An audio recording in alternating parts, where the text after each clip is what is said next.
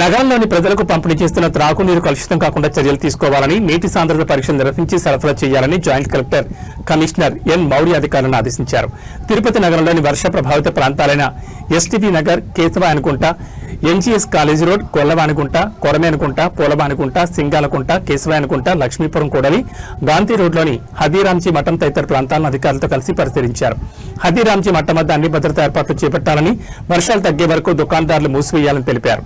వర్షాల వల్ల నీరు ఎక్కడా కలుషితం కాకుండా చర్యలు చేపట్టాలని, నీటి సాంద్రత పరీక్షలు నిర్వహించాలని తెలిపారు. ఎక్కడైనా కలుషితమైతే నీటి సరఫరా ఆపివేయాలని, త్రాగునీటి ట్యాంకుల్లో క్లోరినేషన్ చేయాలని తెలిపారు.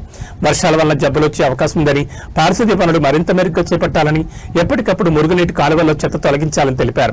లోతట్టు ప్రాంతాల ప్రజలు అప్రమత్తంగా ఉండాలని, ఇబ్బందులు వారిని దగ్గరలోని పునరావాస కేంద్రాలకు తరలించాలని అధికారులను ఆదేశించారు. పురాతనమైన కూలిపోయే అవకాశమున్న భవనాల్లో నివాసం ఉండకుండా సురక్షిత ప్రాంతాలకు వెళ్లాలని ప్రజలు సూచించారు.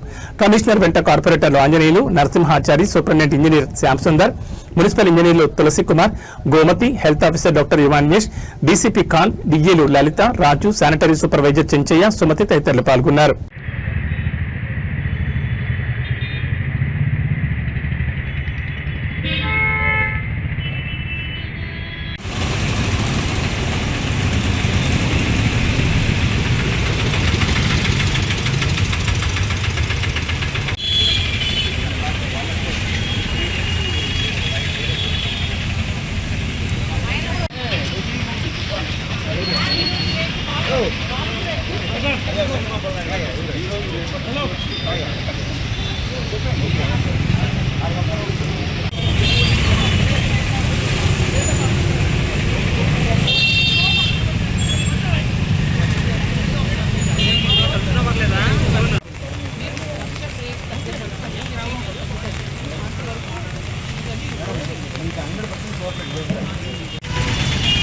బ్యారికేడ్ లేట్గా తెప్పిస్తున్నాడని కాస్త గట్టిగా అడిగే లోపల ఆయన మటం పడిపోతుందంట మీద వాళ్ళు ఆడి చేశారు.